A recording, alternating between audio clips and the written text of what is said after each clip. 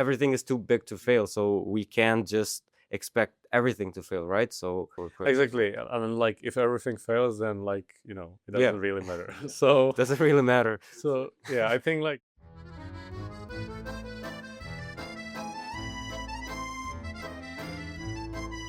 Good morning and welcome back to another episode of Hodl Up. And today with us we have Hans from Trezor joining us to have a discussion about not just wallet but also the current trends in terms of self-custody, but also what we should expect to happen in the future, because quantum computing is quite imminent. And honestly, as a user myself, sometimes I tend to get scared, and I need someone to alleviate the fears. So Hans, welcome. hi, thanks for having me. I don't know if I will be the right person to elevate the fear, but I think like no one really knows what will happen in like 2 months, like in this like very quickly growing and moving industry. But I can maybe share some like my thoughts, but I don't know if they will be valid in like a week. Yeah, it's actually like it makes sense because like this quantum space is moving really really fast. So it's like the AI at this point, it's moving so fast that no one can really catch up to it. Yeah, I mean, let's talk more like let's go to the base level of things. I want to talk about Trezor and what you guys are doing right now, because I know you've been leaders in the space, like in the hardware wallet space, for quite a long time. And I mean, but what differentiates you from the different companies, like the competitors and everything? Because nowadays new companies are popping up. I mean, everyone's promising something. So I really want to know from your perspective, why Trezor? Yeah, so good question. So as you know, like we started all hardware wallet industry in 2013 with the Trezor Model 1 model. And our founders, Stick and Slash, started on their own on the Kickstarter. So since then, like we are self-funded. So we don't have any VC that would tell us what to do.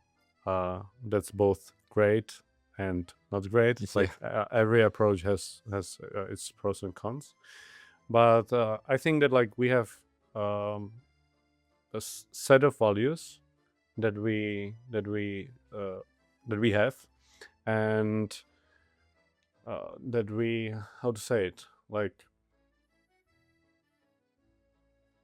our company has a set of value. It has a manifesto which we think that is good, and I think that other companies like might have a different set of values, but like we kind of like ours. So we are fully open source. The privacy and security is on the first place in basically like everything we do. So it's kind of like sometimes it's much more harder because like you need to do like 2 more steps that our companies maybe might not do. Not only hardware wallets, but like others as well. We really need to have all the security audits of everything we do. And so yeah, we also like building the open source hardware as well, which is like kind of hard. And we saw that last year when we were building Trezor 7, our flagship that we released on the fall. For example, a lot of drivers that runs on the device we were able to use them, but they weren't open source. So basically, like we had to write them from the scratch, and that prolonged the time to market, etc. So, but like we really want to be open source, fully open source, and we are really we want to be open to the users.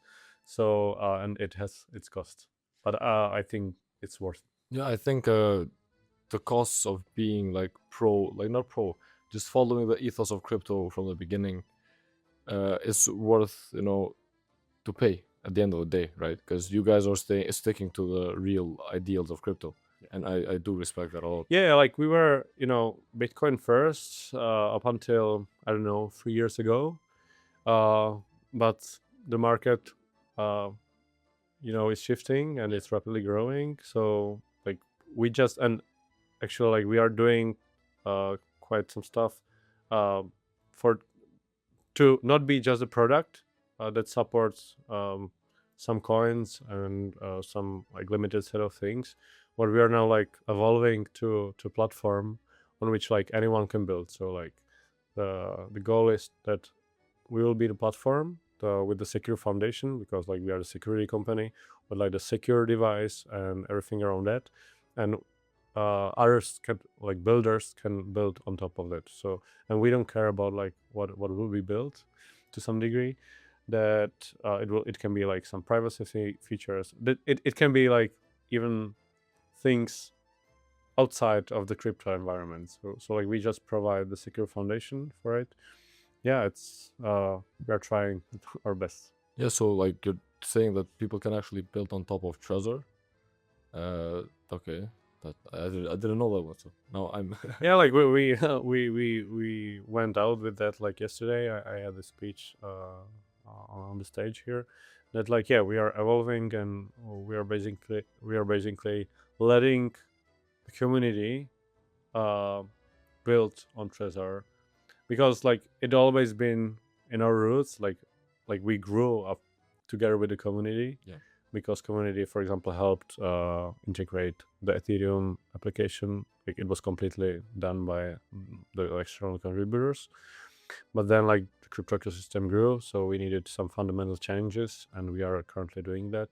So we can go back to our roots and allow the community to build on us, help shape the product further. So do you think this specific part, like the community building on Trezor, could help us with, as John mentioned before, the quantum thing, could help like you guys and us as a community, stay safe from this quantum breaking algorithms that will come in the future? Because there's a research from Google, I mean, posted on Google blogs from a few scholars. It's quite a big thing right now, where they claim that in by 2030, excuse me, by 2030, it's only going to take like 9 minutes to break an Ethereum wallet, which to me is scary, because then you can break like the top 1,000 wallets in just a few days.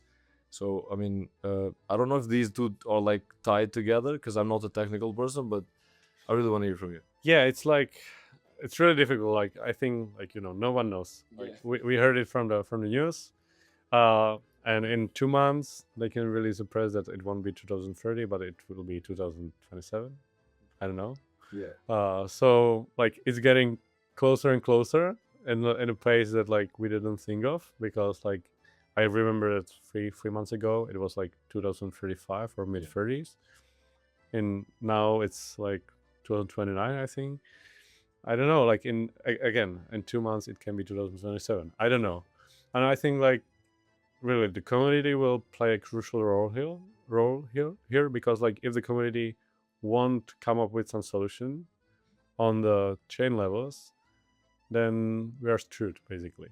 So I think it will be crucial that like all the experts, there are like cryptographers and all the experts on this topic, will need to sit together and come up with a solution quite quickly. And like we saw that in other industries, for example, some when the chips were being made in like 90s or I think 80s, I'm not really sure. Like they needed to push the chips to the next generation, and they like didn't know how. So they all the like cryptographers and all the engineers sit together for like 2 years, come up with a way how to push it through, and then they were continuing to work on like their projects. And I think like this is inevitable in our ecosystem as well, that yeah, we need to sit down, or the experts on this topic need to sit down and solve it for all of us. And what makes this industry good is the fact that actually what makes it great is the fact that we adapt, right? And I'm sure we will find ways to adapt to any threats, to any changes. That we've seen it with regulation even. I mean, we are the first kind of people to find loopholes and how to fix things. So as long as, I mean, I am scared a bit, but when I think about the fact that even banks and every other system that we use today has the same threat, then it makes things a bit smoother, because then it's not just crypto. I mean, everything is too big to fail, so we can't just expect everything to fail, right? So if they find solutions for other industries, they will find solutions for crypto. Exactly. And then, like, if everything fails, then, like, it Yeah. doesn't really matter. So Doesn't really matter. yeah, I think, like, as you said, like, not only crypto experts will sit together, but like all the experts Yeah. from around the world. I think it's already happening on the state level. Yeah, and to go back to when Atis asked on what makes Trezor maybe different, well, I don't want to mention names, but at least you guys don't do Lambo themed wallets. But you stick to the values, which is to maintain privacy, to maintain security, and protect user funds. You mentioned the flagship product being launched in fall of last year. What other products are you working on that you're able to let us know? I mean, what should we expect, coming up in the next few months or in 2026? The big topic is in our company is the backup, how user handle the backup, because we know from the user interviews and from the support tickets, etc., that like the backup is still like one of the biggest pain points for our users. So we are looking into this topic. Of course, like we are looking into like new versions of hardware wallets. I can't say anything else, but I think like the backup is the main thing that we are looking into it. Also, is the quantum cryptography that we are looking into. Actually, the Trezor 7 has already inside some post-quantum cryptography, so but it is not like it's quantum proof, because the Bitcoin and Ethereum itself are not quantum proof, but it is implemented in a way that even in the post-quantum world, users can verify that the device that they got from any side, us, or from the Trezor, is legit and comes from us. So they won't have any fake firmware or malicious firmware, so they won't lose it. So they can verify that the device is legitimate. So like this is what we wanted to bake into the TS7, because we didn't back then, and Yeah. the world was different, like Yeah. half of the year ago. Yeah. But like I think it was quite good call to do that, because once the post quantum cryptography will or once the quantum thread will be like there, it won't be able to verify that that what you get is legit. So this is like how we are preparing to do that. And also, sorry. Also, like we are looking into some post quantum signatures. So like we are doing some benchmarks on the device level, exploring the field.